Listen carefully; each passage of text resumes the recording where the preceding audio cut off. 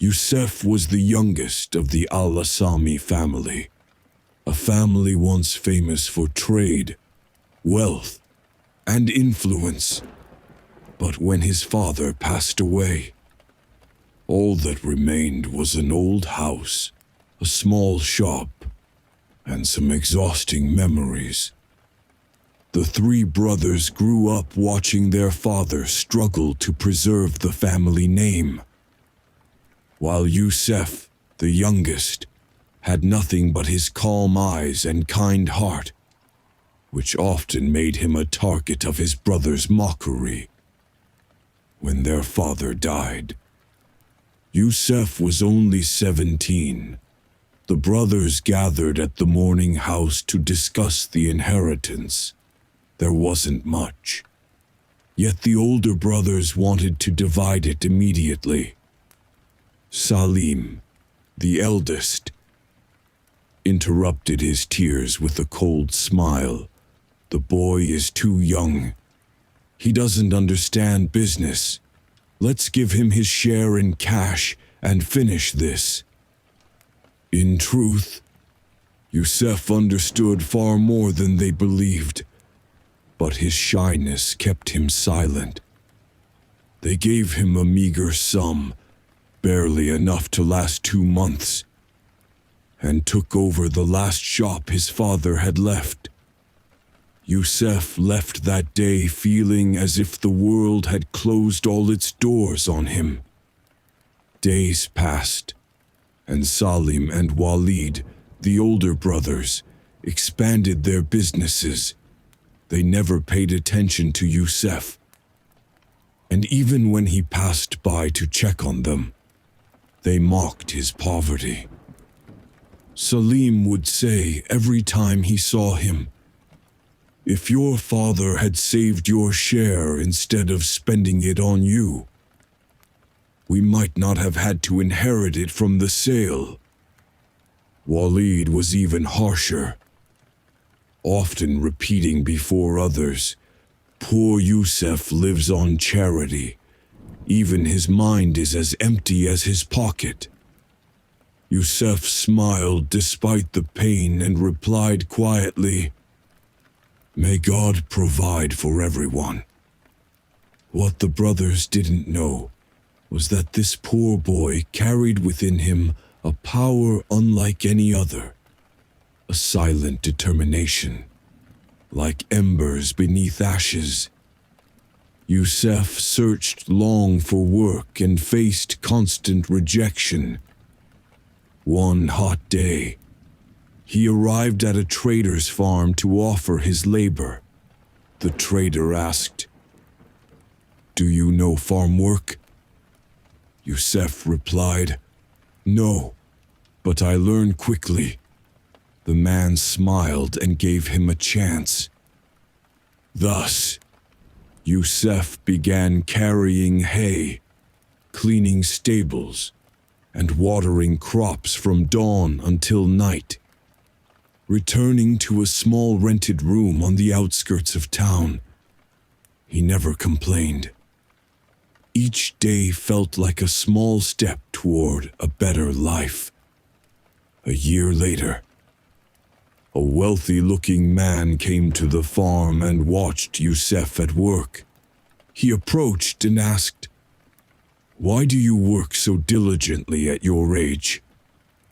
Yusuf answered without hesitation, "So I won't need anyone." The man studied him for a moment and said, "My name is Hajj Imran. I have an abandoned shop in the market, and I'm looking for an honest young man to run it. Do you want it?" Yusuf could hardly believe his ears, but composed himself and said, "I would be honored." "Sir." The man handed him the key. "The profit will be shared equally, but any loss in the first year is mine alone." This was the first door of fate that opened for him after years of injustice. Yusuf started reorganizing the shop entirely. He worked day and night, gathered goods himself, and learned sales skills by observing veteran traders. He was extremely honest in his work, and people began to trust him more than anyone else. By the end of the year, Hajj Imran was surprised by the profits. He sat with Yusuf and said, "From today, the shop is yours, all of it. You deserve more than this." Tears welled in Yusuf's eyes, but he could not speak. He didn't stop there. He started buying small shops, reviving them, then selling some and investing in others. His trade grew like a strong tree planted in fertile soil. Within 5 years, his name became well known among traders. Meanwhile, his brother's situations worsened. Salim lost much of his business due to poor management, and Walid accumulated debts after trusting the wrong people. They never considered Yusuf, assuming he was still the poor boy. One evening, as Yusuf walked through the market, he heard a familiar voice. It was Salim, looking worn out. He said softly, "Yusuf, I want to visit you. I have something important to say." Yusuf held no grudges and replied, "Please, my house is open." Salim sat in silence, then said, "I've lost everything. The first to abandon me was Walid. I have no one left, except you." Yusuf paused, then said, "Money is God's. If you want work, you are welcome. And if you need money, I won't hesitate." Salim broke down in tears. For the first time in years, months later, Yusuf heard that Walid was being chased due to enormous debts. He was moving between houses, afraid of creditors. Yusuf did not hesitate.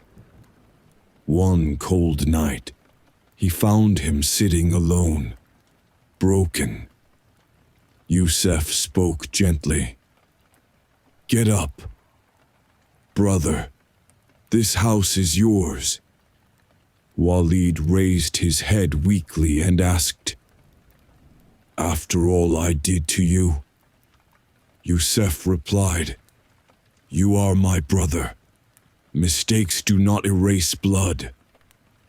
Yusuf paid off all of Walid's debts and offered him a job in one of his companies.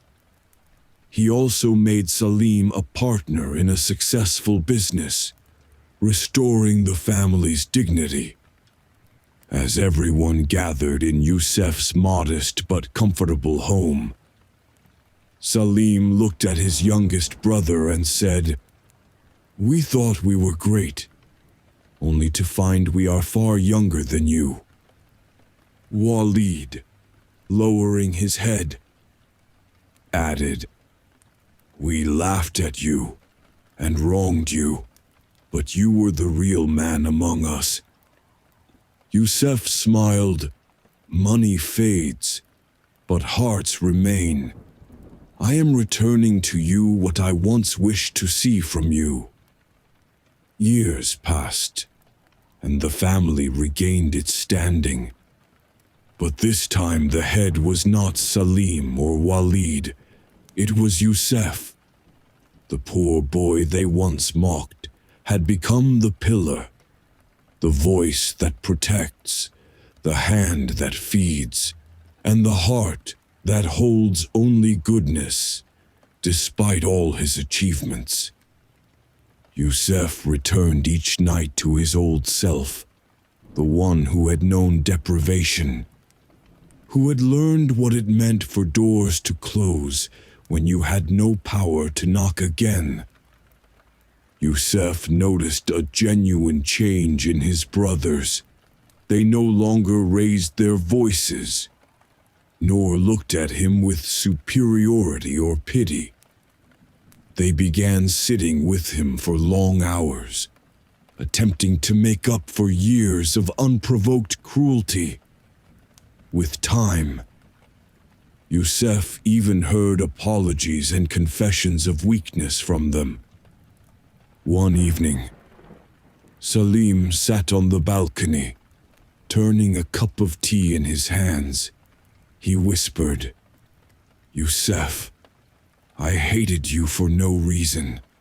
I thought you were simple and naive, and I feared you would outgrow me. So I treated you harshly to remind you you were the youngest and would never amount to anything." Yusuf did not reply immediately, only gazing at the sky as the sunset faded between blue and gray. A person is judged not by what they were, but by what they choose to become after they understand. Walid, more silent, showed his regret through actions, accompanying Yusuf on visits, helping with work, trying to erase the image of the past. Not with words, but deeds. Yusuf did not need long apologies. He never harbored resentment. What truly occupied him was the future, not a past that time had already reshaped.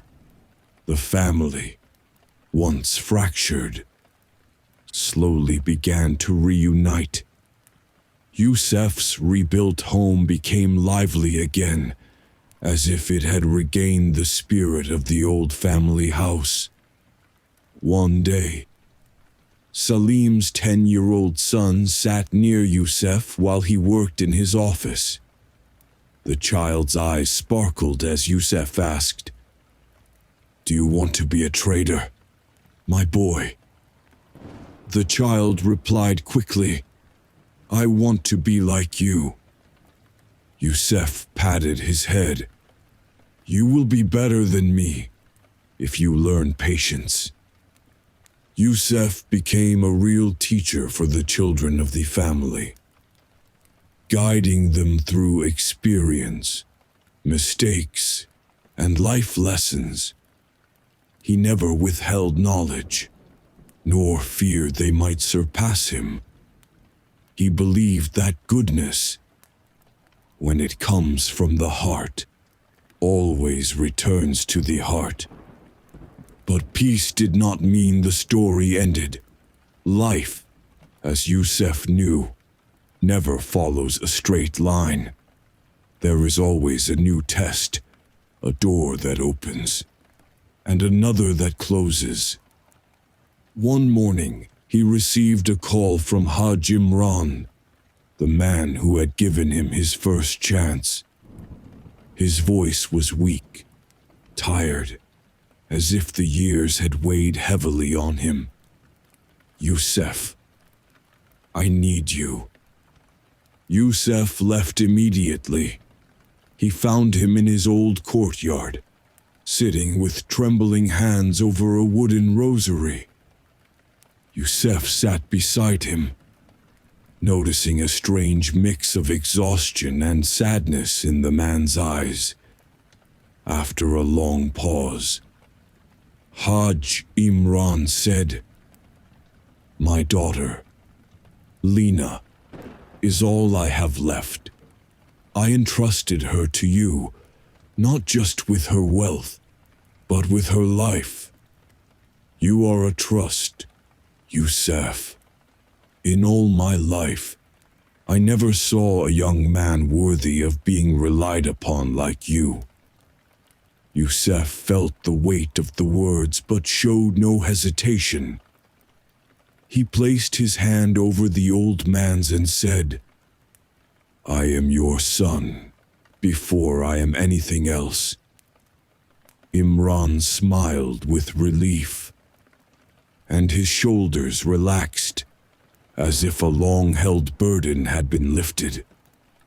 Yusuf didn't know that this trust would start a completely new chapter in his life, one that would test his loyalty, his heart, and perhaps even his emotions. A few days passed, and Yusuf felt that something inside him had changed. He sensed that the man had left him with a responsibility heavier than any business or money, a life to protect, a new path he could not yet see clearly. One afternoon, the nurse caring for Imran called to inform him that the old man's health had suddenly deteriorated. Yusuf rushed to the house and found him lying on a white bed, staring at the ceiling with half-closed eyes. Yusuf whispered, "I am here." Imran slowly turned to him and smiled faintly, as if that last bit of strength remained just for him. He held Yusuf's hand and said quietly, "Thank God. You came before I left." Yusuf shook his head. "Don't say that." "Sir, you will be fine." The man's voice, though weak, was firm. "Everyone knows when their end is near. I wanted to see you before my eyes close." Yusuf felt a deep ache in his chest, but remained silent.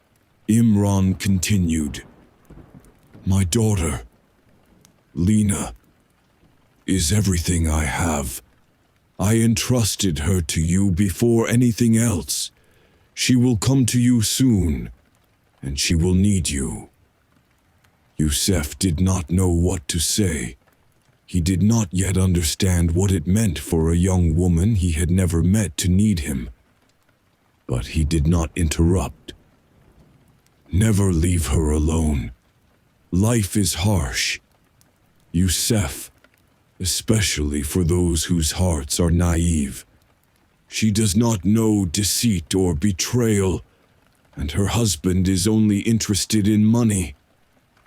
Yusuf lowered his head, then said, "I promise. Sir, I will protect her like my own family, and more." Imran said no more, closed his eyes, and hours later, he passed away.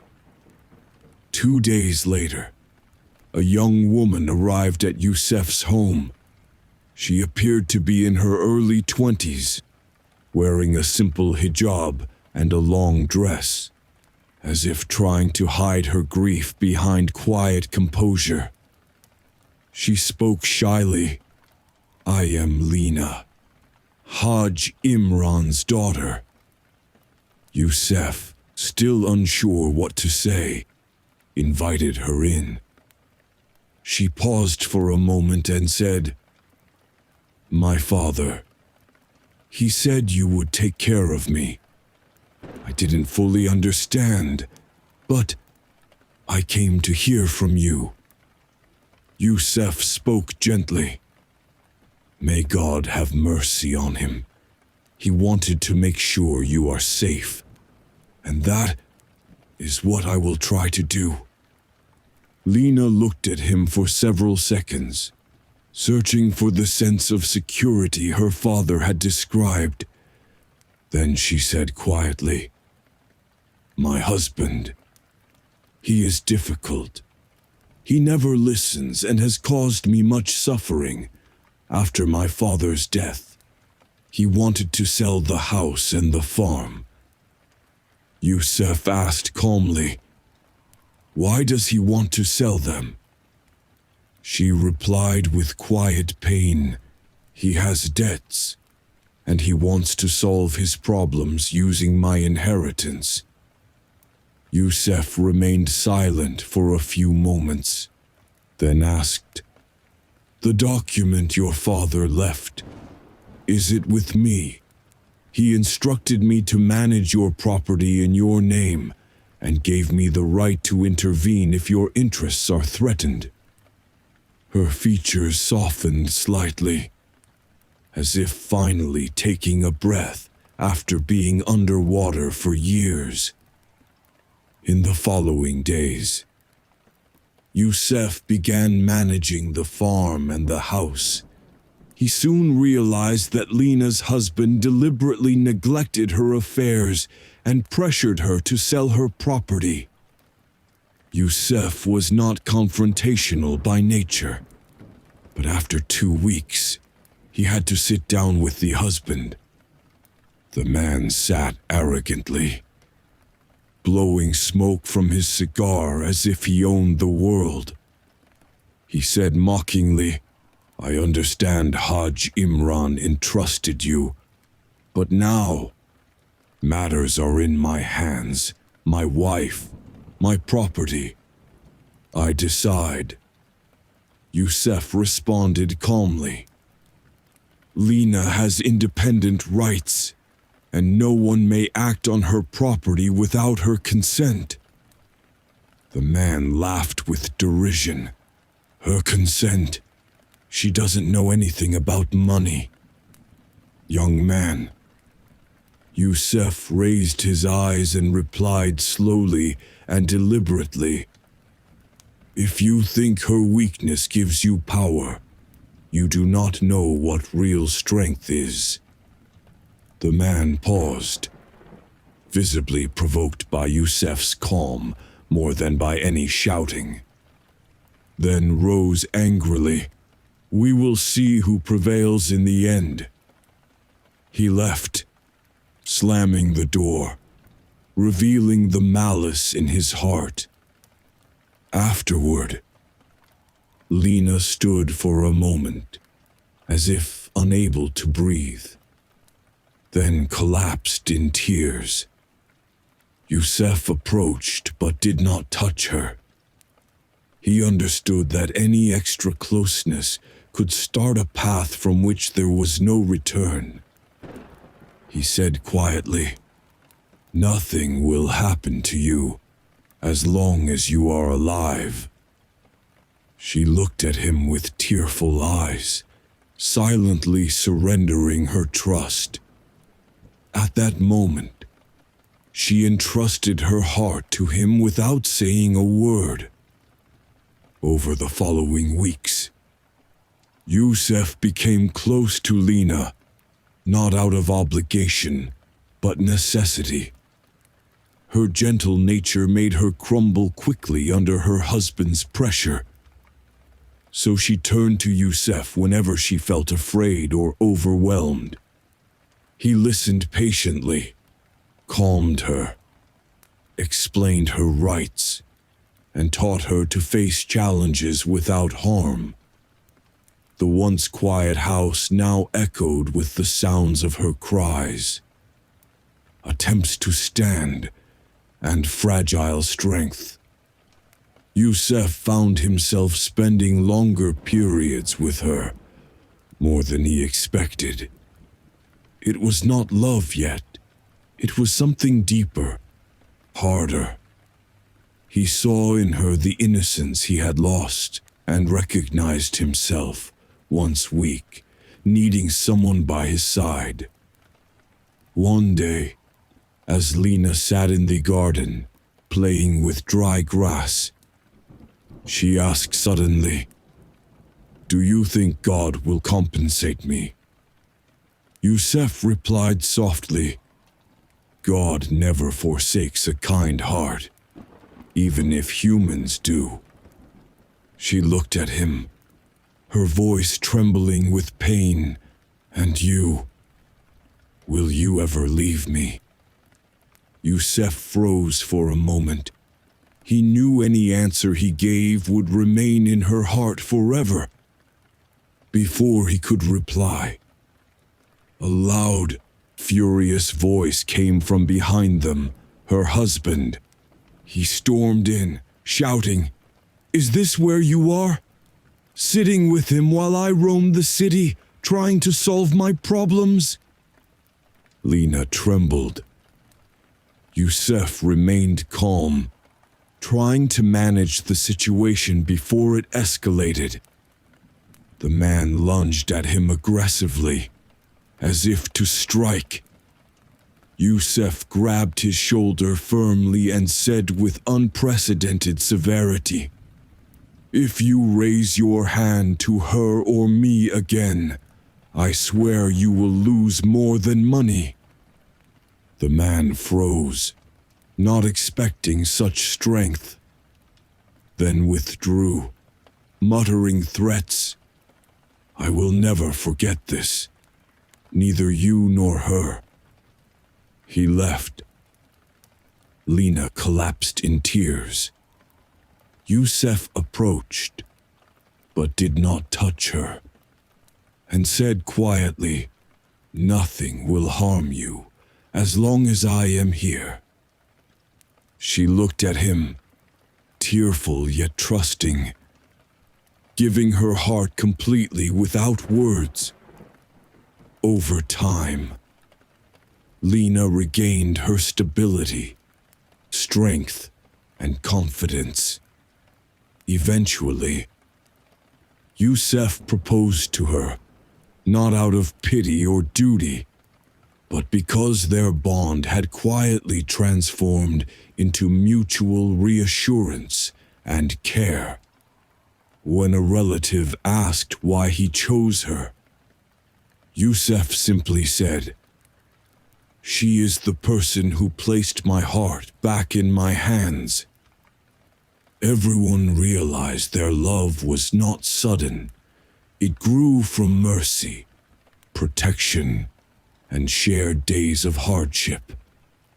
Their life together was simple, but full of gratitude, security, contentment, and the peace Yusuf had never known in any previous relationship.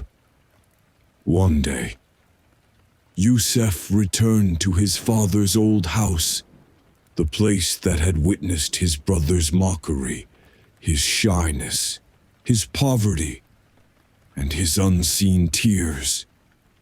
He stood at the old wooden door, feeling neither anger nor resentment. Instead, he felt a strange gratitude for all those harsh days. If they had not been hard, he would not have reached this point. If he had not been weak, he would not have grown strong. If he had not been humiliated, he would not have learned his worth. He returned home smiling, for the first time in many years. He realized that stories are not always fair, but sometimes they end in ways that make the heart understand why it endured everything. On a quiet evening, Yusuf sat beside Lena in their new garden. She rested her head on his shoulder, and he looked at the horizon. She asked softly, "Do you think we've arrived?" Yusuf smiled and replied, "No one ever really arrives. But what matters is, we are on the right path." She laughed lightly and leaned closer. Together, they completed the picture Yusuf had never imagined when he once only dreamed of a warm meal and a safe home. The story of the young man once mocked by his brothers became a tale of resilience, patience, and wisdom. Yusuf's victory was not one of wealth or revenge, but of the heart, of steadfastness, and of choosing the right path. Lena did not fill a void in him. She added meaning and helped reorder the chaos of life with a gentle strength unlike any other. Life, as always, remained. It does not give easily, nor deprive without reason, but it always tests to reveal what we cannot see in ourselves. And so, Yusuf and Lena's story found its quiet completion, not because it ended, but because their hearts had found the understanding and peace that words alone cannot capture. Days passed, and Yusuf found himself sitting beside Lena in the garden of their new home. As the sky melted into the colors of the sunset, she felt a deep sense of reassurance just by being near him. While Yusuf reflected on everything he had endured, from his childhood to this very moment, all the hardships, the injustices, and the lessons life had taught him. He remembered the days when he was a poor young man, sleeping on a worn wooden bed, placing his only piece of cloth under his head as a pillow. The times when he had no food except through patience and faith that tomorrow would be better. He recalled his brother's mockery, the deprivation that shaped his heart. And yet, it was this very hardship that forged his strength. Yusuf looked at Lena and realized that his journey had never been only about wealth or business.